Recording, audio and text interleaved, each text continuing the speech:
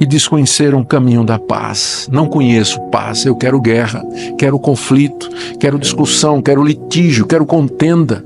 Não estou satisfeito com nada, não aceito desculpas, não aceito reconciliação, nada. Eu não conheço o caminho da paz, o meu caminho é o caminho da guerra, dos pés velozes para derramar sangue, da língua ferina de serpente, da garganta que é sepulcro aberto. Romanos capítulo 3, de 9 a 20. Que se conclui: temos nós qualquer vantagem? Não de forma nenhuma, pois já temos demonstrado que todos, tanto judeu como gregos, estão debaixo do pecado. Como está escrito, não há justo, nenhum sequer. Não há quem entenda, não há quem busque a Deus. Todos se extraviaram, a uma se fizeram inúteis. Não há quem faça o bem, não há nenhum sequer. A garganta deles é sepulcro aberto. Com a língua urdem engano, veneno de víbora está nos seus lábios. A boca eles a têm cheia de maldição e de amargura. São os seus pés velozes para derramar sangue. Nos seus caminhos há destruição e miséria. Desconheceram o caminho da paz. Não há temor de Deus diante de seus olhos. Ora, sabemos que tudo o que a lei diz, aos que vivem na lei o diz, para que se cale toda a boca e todo mundo seja culpável perante Deus, visto que ninguém será justificado diante dele por obras da lei, em razão de que, pela lei, vem o pleno conhecimento do pecado. Até aqui, irmãos, a leitura da palavra de Deus. Vamos orar mais uma vez, pedindo que Ele nos conduza na compreensão da sua revelação. Nosso Deus, bendizemos o Teu nome, porque nos deste a Tua palavra, que é verdadeira, reta, pura, santa, refrigério para a nossa alma, que nos revela o Teu querer e a verdade acerca de nós, que nos mostra o caminho, luz para a nossa vida, lâmpada para os nossos pés. Bendizemos o Teu nome por ela. Rogamos que nos concedas a graça de compreendê-la e, mais do que isso, de aplicá-la ao nosso coração. Dê, Senhor, que a Tua revelação fale ao nosso coração nessa noite. Pedimos isso por amor de Jesus, nosso Senhor e Salvador. Amém. Queridos, com essa passagem nós chegamos ao final da primeira grande sessão da carta aos Romanos, da primeira grande parte. A carta aos Romanos tem algumas partes divididas de forma intencional pelo apóstolo Paulo, porque ele tinha como objetivo fazer uma apresentação sistemática da mensagem dele aos crentes da igreja de Roma. Então ele começa mostrando a perdição de todos os homens, capítulos de 1 a 3, judeus e gentios. Depois ele fala de como nós podemos ser justificados dos nossos pecados, metade do capítulo 3 até o final do capítulo 5. Depois ele fala de que maneira as pessoas que foram justificadas e perdoadas devem viver diante de Deus, que vai do capítulo 6 até o capítulo 8. Depois ele trata da questão do papel e o lugar da nação de Israel na história da redenção, que vai do capítulo 9 até o capítulo 11. E de 12 a 15 ele trata da convivência mútua entre judeus e gentios numa mesma igreja. Questões relacionadas com dons espirituais, comida sacrificada a ídolo, a perdão para o irmão. Ele fala dos seus planos missionários de ir até Roma com o apoio da igreja. E ele termina no capítulo 16 saudando mais de 20 pessoas que ele conhecia e que estavam morando na igreja de Roma, na cidade de Roma, a quem ele endereça essa carta. Então, a primeira parte da carta tem como objetivo demolir qualquer expectativa que judeus ou não judeus tivessem de que eles poderiam ser justos diante de Deus por alguma razão que fosse deles, tipo prática das boas obras, caridade, moralidade, religiosidade. O alvo de Paulo nesses 3 capítulos é acabar com a autoconfiança da humanidade em si mesma. E nisso a Bíblia é bastante diferente de outros livros de religião. Os outros livros de outras religiões costumam expressar ou descrever o homem como sendo bom. O problema do homem não é interno, o problema do homem é o ambiente dele. E você vai notar que essa é uma noção muito difundida na nossa cultura. As pessoas são boas. O problema das pessoas é o meio em que elas vivem. De forma que se você der educação, se você der recursos financeiros, se você colocar numa boa situação econômica, as pessoas vão fazer o bem, elas vão acertar na vida, vão se respeitar, cumprir a lei e assim por diante. O problema com essa visão é que, primeiro, ela não é confirmada pela história, porque, ao contrário, quanto mais a humanidade evolui, quanto mais a situação financeira melhora, quanto mais a educação se espalha pelo planeta, maior o número de guerra, maior os atos de terrorismo, maior a opressão, maior o abandono de crianças, maior a imoralidade, diferentes formas de opressão e corrupção surgem a cada dia. Então, parece que o problema não é um problema do ambiente, embora nós não possamos negar, não devemos negar que o ambiente estimula o que já está no coração do homem, e esse é o nosso ponto, que é a corrupção do coração humano.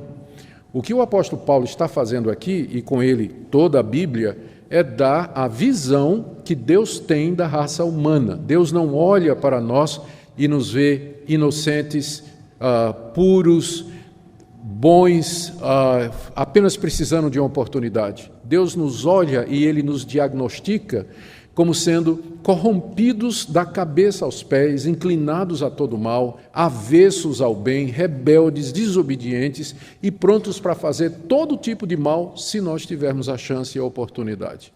E nisso não há exceção. Não há exceção. Não é uma questão de raça, cultura, gênero, se é homem, se é mulher, de idade, mas desde a criança até o mais velho, homem ou mulher, de qualquer cultura, língua, raça, nação, qualquer posição social, o diagnóstico é o mesmo, corrompido da cabeça aos pés e, portanto, debaixo da ira e do juízo de Deus. Então, esse é o quadro que a Bíblia toda nos apresenta a respeito da humanidade. E é o que Paulo faz nos 3 primeiros capítulos da Carta aos Romanos. Ele tem como objetivo, ao acabar com toda a nossa confiança em nós mesmos, é até meio que deprimente, né, os primeiros 3 capítulos, dou graças a Deus que a carta não termina aqui, mas o alvo dele é, depois de demolir e destruir toda confiança que nós possamos ter em nós mesmos, ele vai apresentar a solução de Deus, que é a justificação pela fé, mediante a obra completa de Cristo Jesus. E é o que nós veremos a partir do próximo domingo, mercê de Deus. Nós vamos entrar na segunda parte da carta, que é a justificação pela fé. Mas aqui o apóstolo Paulo arremata, ele fecha essa primeira sessão, onde ele demonstrou que a raça toda está debaixo do pecado. E é exatamente isso que ele faz. Verso 9, ele introduz então a conclusão com essa pergunta. O que se conclui de tudo isso que eu disse antes? Particularmente, o que é que se conclui do que ele tinha dito imediatamente antes, vocês lembram, capítulo 3, de 1 a 8, quando alguém perguntou qual é a vantagem do judeu. O judeu tem alguma vantagem? São todos pecadores, mas o judeu não teria uma vantagem porque ele tem a lei de Deus, porque ele tem o conhecimento de Deus, enquanto que os pagãos não têm? Então, Paulo pega esse gancho aqui no verso 9. O que é que se conclui? Temos nós qualquer vantagem? Nós, judeus, Paulo era judeu, nós, judeus, nós temos mais vantagem do que aquelas pessoas que são pagãs, que vivem nos desertos, nas matas, nas florestas, nunca ouviram falar de Deus, nunca ouviram falar de Jesus Cristo, enquanto que o judeu tem a revelação escrita de Deus. Será que isso não coloca o judeu em vantagem contra os pagãos, aqueles que não são judeus? E a conclusão de Paulo no verso 9 é não, de forma nenhuma. Não, eles não têm mais vantagem. Por quê? E aí ele diz, pois já temos demonstrado, ele está se referindo ao capítulo 1, capítulo 2 e capítulo 3, já demonstrei que todos, tanto judeus como gregos, estão debaixo do pecado. Então aqui nessa frase você tem o resumo dos capítulos 1, 2 e 3. É uma demonstração que Paulo fez de que todos estão debaixo do pecado, tanto gentios como judeus, jovens, mulheres, crianças, de todas as raças, nacionalidades. Essa é uma descrição universal da condição humana. Todos estão debaixo do pecado. Eu já demonstrei isso, diz o apóstolo Paulo. E vocês se lembram como é que ele demonstrou. No capítulo 1, vamos voltar só um pouquinho para a gente não perder a sequência. Lá no capítulo 1, Paulo falou que a ira de Deus se revela do céu no meio do povo, da humanidade em geral. Há uma revelação que Deus faz de si mesmo e que está na consciência de cada pessoa. Ou seja, cada pessoa que há nesse mundo sabe lá no íntimo que existe um Deus e que esse Deus está irado.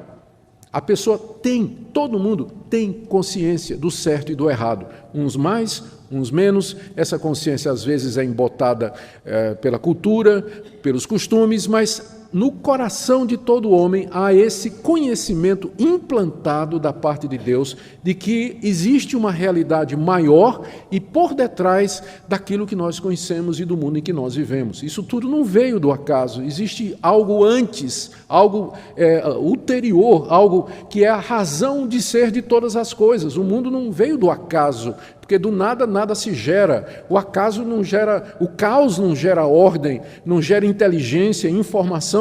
Então, há um conhecimento inato. A pessoa não precisa ter lido a Bíblia, ter ouvido o Evangelho, ter ouvido falar de Moisés, para saber que existe um Deus. Então, é isso que Paulo diz aqui no capítulo 1. Essa revelação de Deus está na consciência de cada pessoa e também brilha na natureza ao nosso redor. As coisas criadas são uma prova imediata, clara da existência de Deus. Existem certas coisas que elas são evidentes em si mesmo. Se você, por exemplo, perguntar, o presbítero Adriano, ele existe? Ele está aí? Eu vou olhar para ele e vou dizer, sim, ele existe e está aqui. Diz, como é que você prova? Eu não preciso de prova. Esse é um conhecimento imediato, peculiar, é autoevidente. Ele está aqui, eu estou falando com ele, posso tocar nele.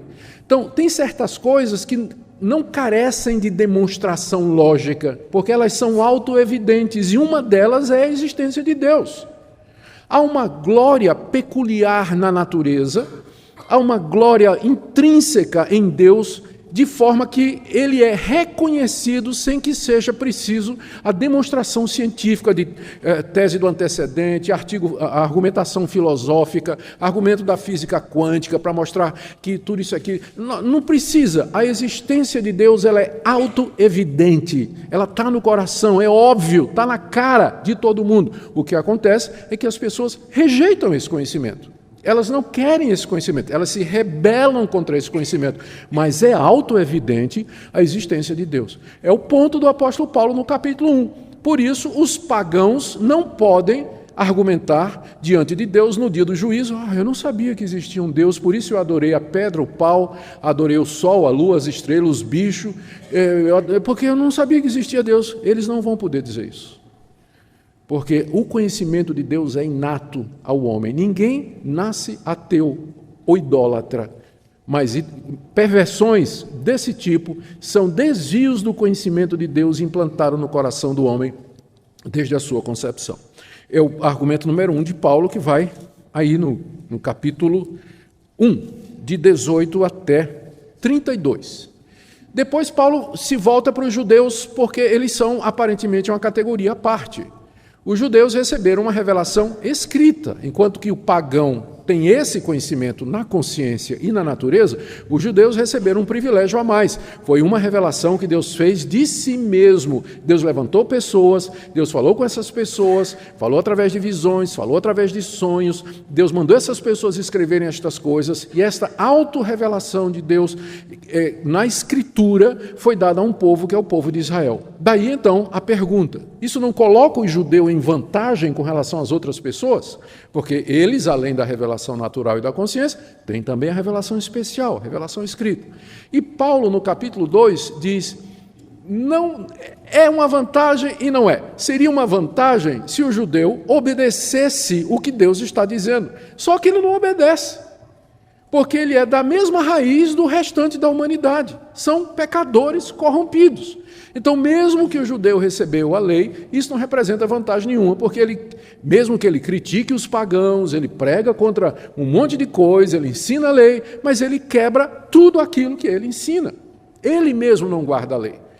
E essa demolição da autojustiça judaica, Paulo faz no capítulo 2, do verso 1 até o verso 29. Todo o capítulo é a respeito dos judeus, Paulo dizendo, olha, não pensem que vocês estão melhores do que os pagãos, que Deus vai dar um tratamento diferente, que Deus vai perdoar em vocês aquilo que Ele não perdoa nos pagãos, que Deus vai dar um tratamento diferenciado a vocês, diferente daquele que é dos pagãos, porque para Deus não há acepção de pessoas, não há acepção de pessoas. Vocês receberam a lei e não guardaram, receberam a revelação especial, não observaram, tiveram conhecimento de Deus, mas vocês não seguiram esse conhecimento, então não há nenhuma vantagem. Por isso, aqui no final da sessão, no capítulo 3, voltando para o nosso texto, o apóstolo Paulo diz que se conclui, temos nós, judeus, alguma vantagem sobre os gentios nessa questão da salvação no dia do juízo? Resposta, de forma nenhuma, porque já mostrei que todos estão debaixo do pecado, tanto os gentios como os judeus. Então, esse é o resumo dos capítulos 1, 2 e 3. Essa demonstração que Paulo fez da universalidade do pecado, que toda raça está debaixo do pecado. E aí cabe perguntar, o que exatamente significa isso, não é? Que todos estão debaixo do pecado, estamos debaixo do pecado. O que é que isso significa? Significa algumas coisas, algumas delas já vistas aqui com muita clareza e outras que Paulo vai desenvolver na carta. Estar debaixo do pecado significa que nós estamos escravizados por ele, porque ele está acima, nós estamos embaixo. Então ele está sobre nós. Então estamos debaixo do poder do pecado.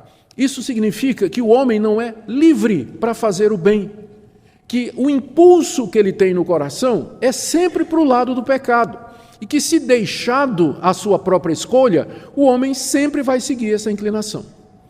Alguém vai dizer, com razão, mas pastor, a gente percebe que há o bem na humanidade, há pessoas generosas, há pessoas boas, há pessoas retas, pessoas honestas, e algumas delas nem acreditam na existência de Deus. Eu digo, é verdade. Mas isso que você percebe nelas não é o resultado de uma ação livre do coração delas, mas é a misericórdia de Deus atuando na humanidade para que nós não nos destruamos uns aos outros. É como se Deus, para evitar que nós fôssemos para a terceira, quarta, quinta e sexta guerra mundial, Deus age no coração mesmo daquele que não crê nele, apaziguando, segurando, dando domínio próprio, impulsos para fazer o bem, claridade de julgamento, discernimento aqui e acolá, de forma que a humanidade, mesmo que seja pecadora até a raiz do cabelo, ela pode viver em sociedade, por causa da graça de Deus. Se Deus tirasse a sua graça e a sua misericórdia, nós nos destruiríamos essa noite. O mundo acabaria rapidinho se Deus tirasse a sua graça e a sua misericórdia de nós. Então, quando você vê uma pessoa boa, você não está vendo uma prova de que essa tese aqui está errada. Você está vendo a exceção que confirma a regra, que Deus, na sua misericórdia, concede discernimento, sabedoria, domínio, honestidade às pessoas em geral, para que a sociedade possa continuar até aquele momento que Deus já tem determinado, que será o fim da história. E o fato de que uma pessoa, ela consegue fazer uma coisa boa, não é meritório, não conta ponto para ela, porque não é dela que ela faz isso, mas é da ação de Deus no coração dela. É do favor de Deus no coração dela, mesmo que essa pessoa não admita isso. E a gente sabe, né, que tem, geralmente essas pessoas, é difícil você encontrar uma pessoa que é boa, generosa e que também não seja arrogante. Porque ela sabe que ela é boa e que ela é generosa. Então cria uma espécie de uma justiça própria dentro dela. Ela se julga superior a outras pessoas por conta disso, provando que a raiz é ruim. Deus, na misericórdia, é que santifica os impulsos do coração para que nós não sejamos tão ruins como nós temos capacidade de ser. Para que nós não sejamos tão ruins como nós podemos ser. Então, estar debaixo do pecado significa que você não é livre. Isso significa que se você disser assim, a partir de amanhã, eu só vou fazer o que é certo, vou parar de olhar para a mulher do próximo, vou parar de ver pornografia na internet, eu vou parar de ter raiva dos outros, de falar mal dos outros, eu vou parar de mentir, eu vou parar de cobiçar as coisas dos outros, eu vou parar de agredir as pessoas no trânsito. Se você tomar esse propósito hoje, eu faço uma aposta com você se você vai cumpri-la amanhã. Você não vai. Você não vai. você vai ver que a força do pecado é muito maior do que as suas melhores intenções. É isso que significa a humanidade está debaixo do pecado. Ela está debaixo do poder escravizador do pecado. Você não consegue mudar pela sua própria força, pela sua decisão, do tipo assim, escrever, hoje é dia 6 de novembro, no dia 10 de novembro eu vou me tornar uma nova pessoa. Eu vou ser o marido que minha mulher sempre quis, eu vou ser aquele pai de família maravilhoso para os meus filhos, vou ser o empregado exemplar, não é? Você coloca, faz o voto, anota na agenda e quando chegar no dia 10, fala comigo. No dia 11, né? Porque eu vou te dar um dia de prazo. Dia 11 fala comigo. Você não vai. Por quê? Está debaixo do pecado. Estar debaixo do pecado significa não somente estar escravizado ao poder do pecado, mas significa que você está condenado pelo pecado. Porque pecado é a desobediência à lei de Deus, é você rejeitar essas revelações que Deus fez de si mesmo, é você fazer pouco caso de Deus. E o Deus que é santo, que é criador de todas as coisas, todo-poderoso, onisciente, onipresente, que lhe conhece e lhe acompanha e sabe de todas as coisas, ele não pode deixar a sua desobediência passar em branco. A justiça de Deus exige que você seja punido. Estar debaixo do pecado, portanto, é estar debaixo da ira de Deus por conta desses pecados, é estar condenado diante de Deus, é não ter desculpa ou apologia diante de Deus pelos seus atos, mas porque você está debaixo do pecado. Essa é a condição de toda a raça humana, diz o apóstolo Paulo. Estar debaixo do pecado significa também que você é incapaz de resolver essa situação. Eu sei que tem pessoas que dizem assim, não, se eu fizer uma quantidade razoável de coisas boas, eu posso compensar as más. Não, não pode não. Na vida real, você sabe muito bem que não funciona nem assim. Você toma um empréstimo, você esqueceu, você não conseguiu pagar 10 parcelas. Aí você diz, não, a partir agora da 11ª eu vou pagar tudo certinho. Ótimo, você vai pagar tudo certinho a partir da 11ª parcela, mas continua devendo as outras 10. Pagar certo daqui para frente não apaga o que você fez errado antes, continua devendo. Então, por mais boas obras, caridade, ajuda ao pobre, gestos de gentileza que você faça, não compensa, não paga, não equivale, não equilibra a balança diante de Deus. Você está debaixo do pecado e você deve diante de Deus. Você está debaixo da ira dele, da justa condenação. É isso que significa. Estamos debaixo do pecado. Encerrados debaixo da condenação justa que os nossos atos merecem. Dito isso, o apóstolo Paulo passa a provar o que ele está dizendo pelas Escrituras, essa revelação especial que Deus deu a respeito de si mesmo e a de nós. E nos versículos 10 a 18, ele faz cerca de 7 citações, 6 delas são do livro dos Salmos e uma do livro de Isaías, onde ele prova o que ele está dizendo. Por que Paulo está citando a Bíblia nesse contexto? Porque ele está escrevendo para uma igreja onde tinha muitos judeus. E os judeus tinham as Escrituras, o Antigo Testamento. Os judeus conheciam os Salmos, conheciam o profeta Isaías, conheciam até o livro de Joel, não é? E o livro de Oséias, conhecia todo o Antigo Testamento era conhecido por eles. Então, ao citar as Escrituras, é como se Paulo estivesse dizendo assim, isso que eu estou dizendo para vocês, de que nós estamos todos debaixo do pecado, isso não sou eu que estou inventando, isso está na Bíblia de vocês, isso está no livro que vocês receberam como sendo a revelação final de Deus. Ou seja, Paulo apresenta o argumento maior e final e definitivo, porque se ele puder provar na Escritura que todos estão debaixo do pecado, então ele ganhou o ponto, ele ganhou a discussão. E o judeu vai estar vencido. Porque o judeu, Paulo aqui está batalhando no próprio campo dos judeus. Paulo está usando o livro que eles aceitam como sendo a revelação final e última de Deus, a palavra verdadeira de Deus. Então, essa mesma palavra, ela diz que todos nós, inclusive vocês, judeus, estão debaixo do pecado. Então, nós podemos dividir as citações que Paulo faz aqui em 2 partes. Numa primeira parte, Paulo reúne versículos do Antigo Testamento, passagens que mostram a nossa situação diante de Deus. Então, aqui no verso 10, 11 e 12, Paulo faz uma citação do Salmo 14, versos de 1 a 3. Eu queria que você lesse comigo. Salmo 14, versos de 1 a 3. Ele vai lá para o livro dos Salmos, e lá o livro dos Salmos diz: Diz o insensato no seu coração, não há Deus, corrompem-se e praticam abominação. Já não há quem faça o bem. Do céu olha o Senhor para os filhos dos homens, para ver se há quem entenda, se há quem busque a Deus. Todos se extraviaram, juntamente se corromperam, não há quem faça o bem, já não há nenhum sequer. Davi, aqui no Salmo 14, que é uma repetição do Salmo 53, de 1 a 6, Davi diz que Deus lá do céu olha para os filhos dos homens e ele procura um justo, e não há um único sequer. Paulo pega essa passagem e cita aqui nos versos 10, 11 e 12, introduzindo com a expressão como está escrito. Essa introdução aponta para a Escritura como fonte de autoridade. O que é que está escrito? Aí Paulo repete. Você tem que lembrar que muitas vezes o apóstolo Paulo, quando cita o Antigo Testamento, ele cita de memória. Por isso nem sempre é exatamente igual a sequência e as palavras, mas o sentido é absolutamente o mesmo.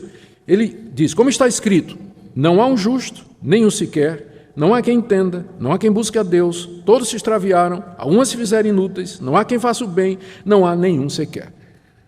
Olhando essa passagem tirada do Salmo 14, que Paulo usa aqui como prova de que todos estão debaixo do pecado, o que é que essa passagem nos ensina? Quais foram os efeitos do pecado diante de Deus? Primeiro, verso 10, injustiça, não há justo, não há sequer um. Ou seja, não há nenhum entre nós e dos que vieram antes de nós que possa dizer que era justo diante de Deus, que seguiu os preceitos de Deus, que andou nos caminhos de Deus, que fez tudo o que Deus havia dito. Quando a Bíblia se refere a alguém como sendo justo, nunca é no sentido da moralidade impecável, mas de alguém que foi justificado, perdoado por Deus, que é o que nós vamos ver a partir do próximo domingo. Mas eticamente falando, moralmente falando, usando a lei de Deus como referencial, não há um único justo. Todos nós somos injustos.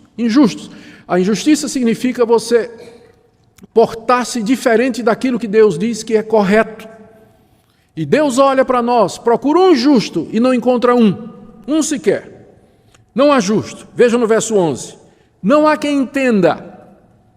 Não é que nós somos burros. Na verdade, tem muita gente inteligente. Há gente que tem um intelecto monstruoso. Não é esse tipo de entendimento que a Bíblia se refere, mas a capacidade de entender a Deus e as coisas de Deus. Não tem um único que por si mesmo seja capaz de entender quem é Deus, os caminhos dele, o plano dele. As maiores autoridades intelectuais da época não perceberam que Jesus era Deus no meio deles. Os escribas, os fariseus, os romanos, os filósofos gregos rejeitaram o próprio Deus. Eles não entendem. Não há ninguém que entenda. Se eu e você formos deixados a nós mesmos, nós nunca vamos entender o Evangelho. Nós nunca vamos entender que somos pecadores, precisamos de redenção. O pecado afetou nossa capacidade de discernir as coisas espirituais. Continuamos inteligentes, mas tem algo errado na nossa inteligência. Ela está afetada quando diz respeito às coisas de Deus. Não há quem entenda. Ainda verso 11. Não há quem busque a Deus. Há uma ojeriza no coração humano. Eu vou usar a palavra, né? Há um nojo no coração humano com relação às coisas de Deus. E por isso não busca. Não há uma busca sincera e real de Deus. Quando a gente encontra pessoas religiosas, não é? Orando a Deus, procurando a Deus, suplicando a Deus, em última análise, eles não estão fazendo isso porque eles amam a Deus, mas porque eles esperam levar alguma vantagem de Deus, do tipo assim: Deus, por favor, me socorre, me dá um emprego, me dá um marido, me dá uma esposa, resolve meu problema, cura minha enfermidade. Então, não é uma busca de Deus, mas é uma busca de si mesmo, promovida pelo alto interesse. Não há ninguém que busque a Deus de maneira altruísta, querendo Deus pelo que Deus é. As pessoas buscam a Deus pelo que Deus pode dar para elas. Por isso diz: não há quem busque a Deus. Não há quem busque a Deus. Verso 12. Todos se extraviaram. Todos. Aqui a figura é de um rebanho, né? De ovelhas. Algumas pularam a cerca e se perderam no deserto, não sabem nem o caminho de volta. Estão extraviadas, não sabem nem de onde vieram, perdidas, longe de Deus, sem referencial. Alguém que perdeu o rumo e está aqui nessa vida, não sabe de onde veio, para onde vai, onde é que está, o que é que vai fazer, para que é que serve a vida, qual o significado da minha existência. Estão extraviados. Por quê? Porque deixaram o referencial que é Deus. Verso 12 ainda: a uma se fizeram inúteis, porque uma vida que não é vivida para a glória de Deus, que é o objetivo pelo qual nós fomos criados, é uma vida que se perde, vidas inúteis. Os anos se passam, e o que é que as pessoas fazem com sua vida? Comer, beber, dormir, se divertir.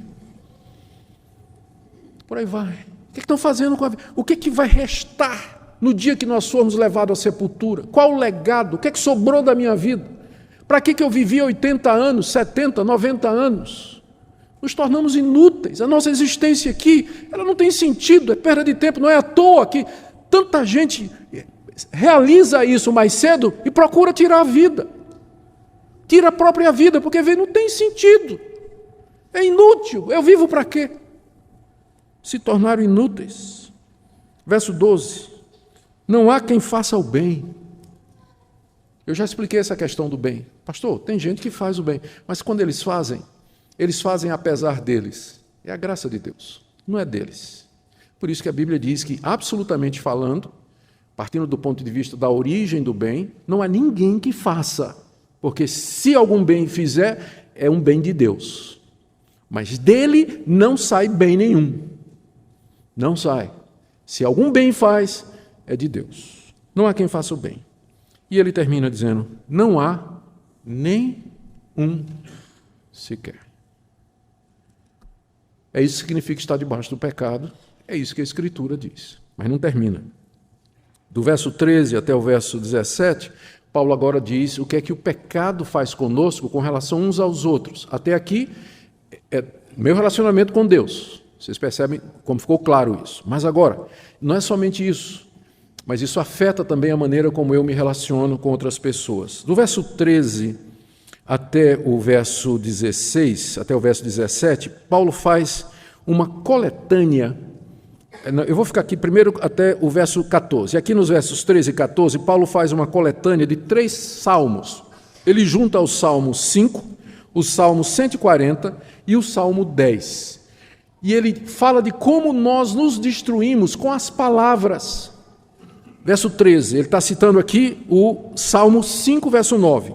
A garganta deles, está falando da humanidade, é um sepulcro aberto. Com a língua urdem, quer dizer, maquinam, tramam, elaboram, engano. Veneno de víbora, que é uma cobra venenosa, está nos seus lábios. A boca, eles a têm cheia de maldição e de amargura. Essas 3 citações, elas têm em comum que elas descrevem o que nós somos capazes de fazer com as nossas palavras. E a figura que é usada aqui para representar isso é muito gráfica e poderosa. No verso 13, a nossa garganta é comparada a um sepulcro aberto, a uma cova no cemitério que foi aberta e deixou ao ar livre, a céu aberto, aquele cadáver se decompondo, e de lá sai um mau cheiro. Sai um mau cheiro. É a isso que o apóstolo Paulo, citando o Salmo, compara a nossa garganta. Da nossa garganta sai cheiro de morte, podridão. É isso que sai da nossa garganta, é como se fosse uma sepultura a céu aberto. No verso 13 ainda, a língua é comparada à peçonha de uma cobra venenosa. A língua urde engano, a língua está atarefada, procurando como enganar as outras pessoas, dizer mentiras, dizer meias verdades, iludir as pessoas, induzir as pessoas ao erro. A língua fica tramando e esperando isso.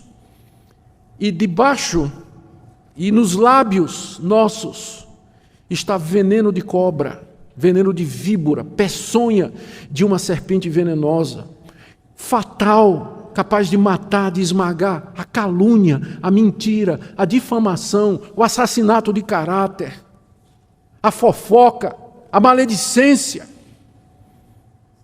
É assim que nós fazemos. É isso que o pecado fez conosco. Nós somos capazes de nos atracar uns aos outros e de nos matar com palavras, como se nossa língua fosse veneno de víbora. A boca, continuando ainda, agora está no Salmo 10, eles a têm cheia de maldição e amargura. Maldição, a gente amaldiçoa os outros. Amargura, ressentimento, mágoa, despeito, falta de perdão. A boca cheia de amargura, que despeja tudo isso contra as pessoas. Quando é diante das pessoas, ainda bem. Pior é quando é feito por trás, nas mídias sociais, com outras pessoas, assassinando as pessoas com as palavras. Aí, no verso 15, e 16 e 17, é uma citação ipsis literis do profeta Isaías. Ele está citando Isaías 59, de 7 a 8. E agora, depois de ter falado que nossas palavras, elas refletem que nós estamos debaixo do pecado, como a Escritura diz, ele fala das nossas ações. Verso 15, os pés são velozes para derramar sangue. Ou seja, se é para matar alguém, a gente é muito rápido. A gente corre, vamos lá, é para matar alguém, é comigo mesmo. Especialmente se for meu inimigo, vamos lá. Os pés são velozes para derramar sangue.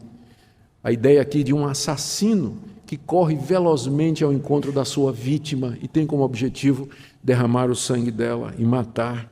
No verso 16, nos seus caminhos há destruição e miséria. E desconheceram o caminho da paz. Não conheço paz, eu quero guerra, quero conflito, quero discussão, quero litígio, quero contenda. Não estou satisfeito com nada, não aceito desculpas, não aceito reconciliação, nada. Eu não conheço o caminho da paz, o meu caminho é o caminho da guerra, dos pés velozes para derramar sangue, da língua ferina de serpente, da garganta que é sepulcro aberto. Essa é a descrição que o apóstolo Paulo dá aqui da humanidade. É uma descrição aterradora, é uma descrição que nos deixa humilhados e no pó e na cinza e que nos faz perguntar qual a origem de tudo isso. E a resposta vem no verso 18, quando ele diz, ele fecha, não é? Dizendo, não há temor de Deus diante dos seus olhos. Ele está citando o Salmo 36, verso 1. Não há temor de Deus. O que é temer a Deus? Temer a Deus é você saber que existe um Deus que lhe conhece, um Deus que é onisciente, onipotente e onipresente, e que Ele é poderoso para chamar você para prestar conta do que você faz. Se você temesse a Deus, você não fazia o que você faz. Temer a Deus significa respeitá-lo, honrá-lo, amá-lo até, a ponto de que você vai viver para Ele e para a glória dEle. Onde não há temor a Deus, as pessoas fazem o que elas querem, porque elas não temem o juízo. Ainda não me acostumei a ver o pessoal passando farol vermelho.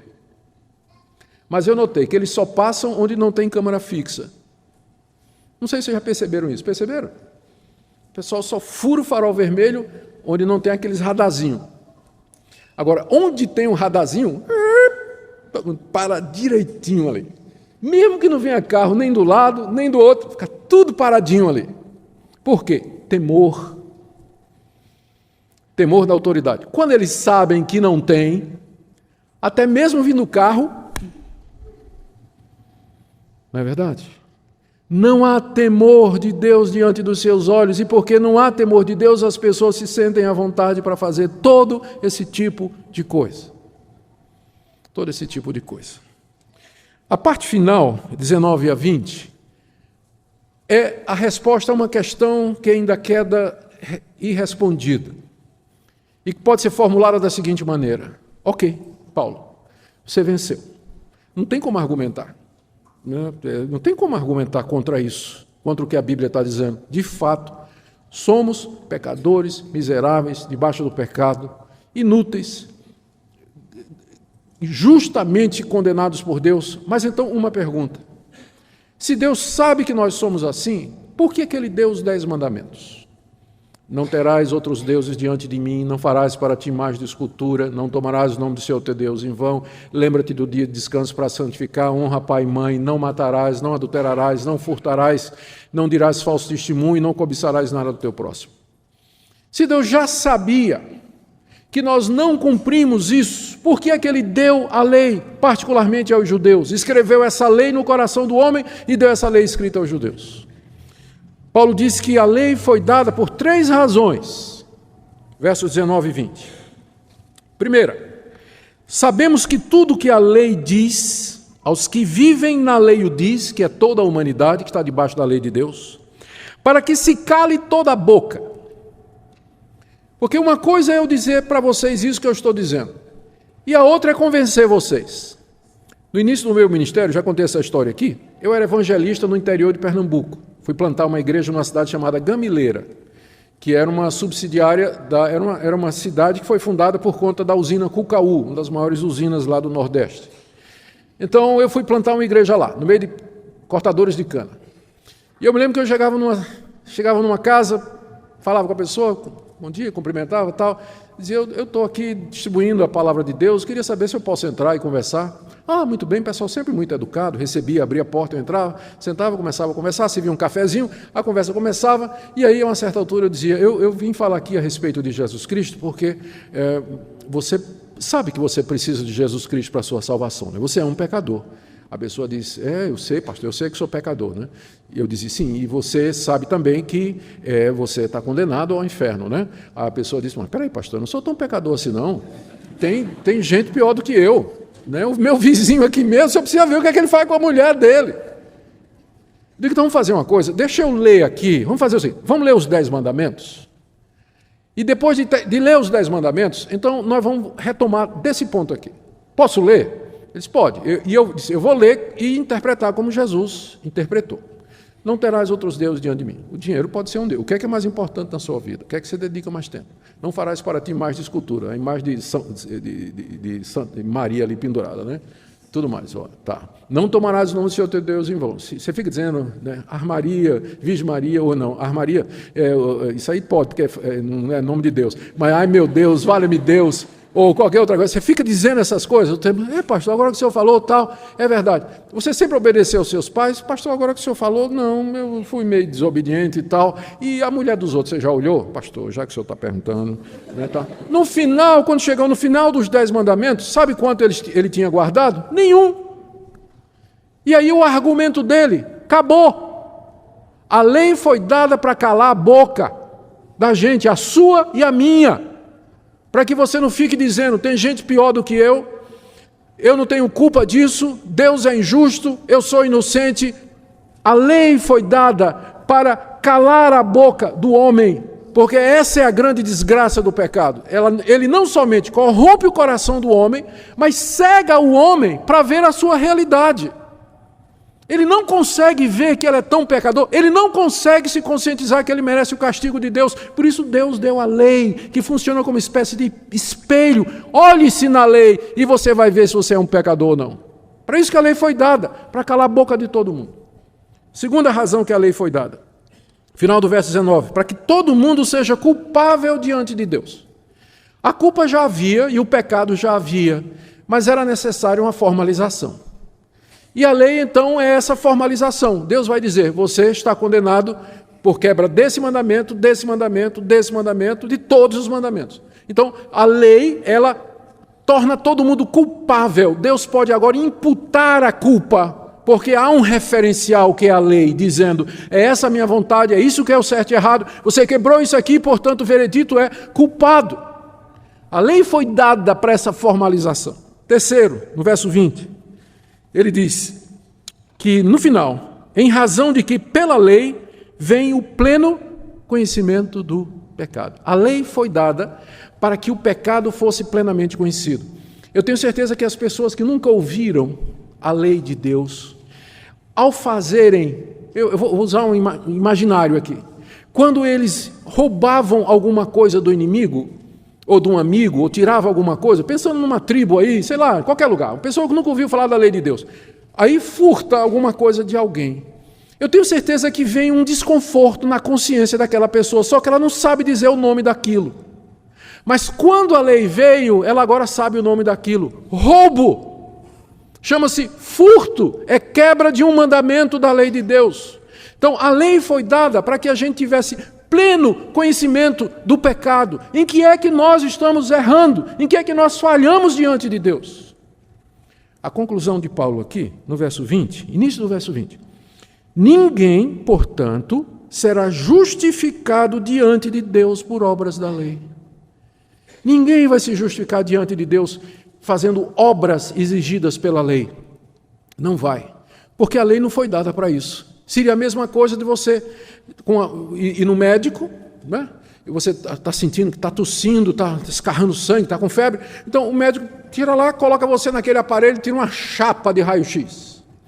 E na chapa de raio-x vem lá a mancha. Você está com pneumonia.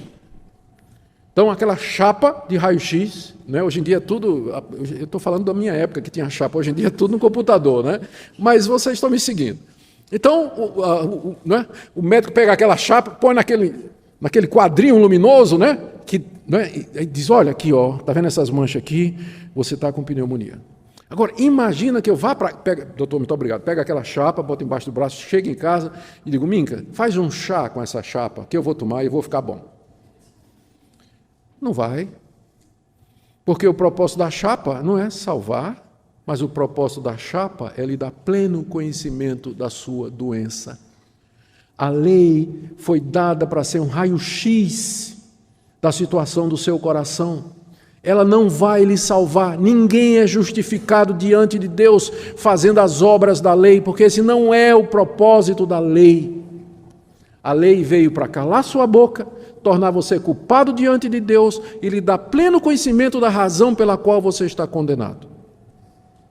É isso pelo que a lei veio. E aqui nós terminamos. Se Deus quiser, a partir do verso, se Deus quiser, no próximo domingo, não morra até o domingo, por favor. Não morra. Domingo nós vamos ver como Deus justifica pecadores, como é que nós somos salvos, como é que nós podemos receber o perdão. Isso Paulo começa a explicar a partir do verso 21, mas eu quero terminar dizendo algumas coisas. Talvez você entrou aqui essa noite pensando que você tem controle sobre a sua vida, do tipo assim, você sabe que faz algumas coisas erradas, mas que você pode mudar quando você quer. Não, você não pode mudar quando você quer.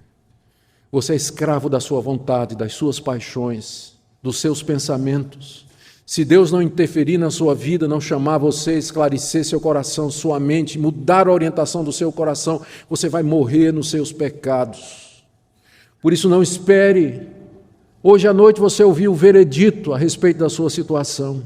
Hoje à noite você pode se voltar para esse Deus, não precisa esperar domingo, mas hoje à noite você pode se voltar para esse Deus e dizer, Deus, é verdade, isso aqui que foi falado é o meu retrato, sou eu me encaixo aqui, tenha misericórdia de mim, tenha misericórdia de mim.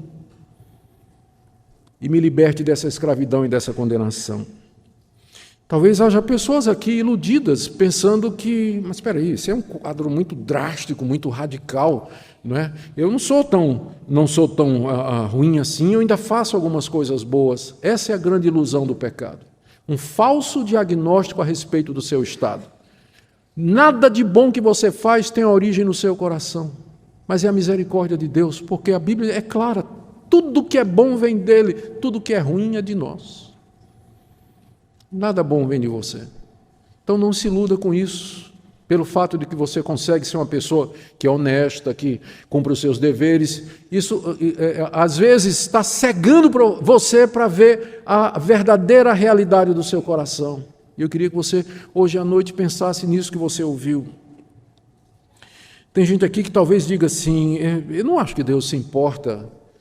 Deus está lá em cima no céu, Ele é criador de todas as coisas, eu nem sei se Ele me conhece e que Ele se importa com o que eu faço.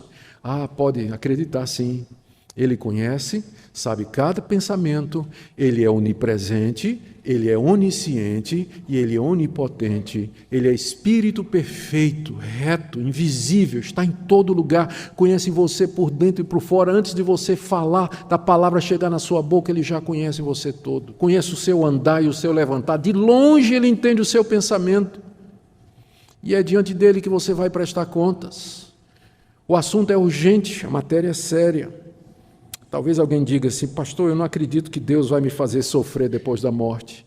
O que leva você a acreditar nisso? Às vezes, a gente confunde um desejo que a gente tem com a realidade. Você gostaria que Deus não fizesse isso depois da sua morte, mas não quer dizer que Ele não vai fazer. Pastor, eu não acredito que Deus vai me condenar, jogar no inferno depois da minha morte. Qual a base que você tem para dizer que Ele não vai fazer isso? Especialmente depois dessa demonstração clara da pecaminosidade universal e geral da raça humana onde você se insere. Quem lhe garante isso? Então, nessa noite, sem demora, reconcilie-se com esse Deus, chegue-se a esse Deus e implore a Ele misericórdia, compaixão e perdão, porque Ele é um Deus bom, compassivo, misericordioso, tem prazer em perdoar, e Ele não rejeita o contrito e o abatido de coração. E todo aquele que se aproxima dEle humilhado, quebrantado, convicto e arrependido, vai conhecer o perdão e a misericórdia que esse Deus maravilhoso oferece. E sua vida então vai mudar, e você será livre da escravidão do pecado e da culpa do pecado. Que Deus aplique a sua palavra no nosso coração nessa noite e que nós aprendamos a viver tão somente pela graça dEle, pela fé no nosso Senhor e Redentor Jesus Cristo. Amém. Oremos. Ó Deus, o que podemos dizer diante dessas coisas? Estamos todos diante de Ti nessa noite, convictos pela Tua palavra, da nossa indignidade. E nós nos maravilhamos que o Senhor ainda nos ama e que o Senhor ainda nos quer, que o Senhor ainda nos chama. Nós que somos indignos de ao menos chegar na Tua presença. Senhor nosso Deus, pedimos que conforte o nosso coração nas nossas angústias. Eu peço que nessa noite o Senhor atenda todo o coração quebrantado, que o Senhor veja cada coração arrependido, que o Senhor atenda toda a alma que Te busca sequiosa nessa noite. Que o Senhor liberte pecadores. Que o Senhor traga luz, esperança, àquela alma ferida pela lei e que agoniza debaixo da convicção de culpa. Que a Tua graça salvadora, Senhor, possa fazer isso. Graças Te damos por Jesus, nosso Redentor, em nome de quem nós oramos. Amém. Baixe nossos conteúdos gratuitamente. Acesse o canal pelo link na descrição.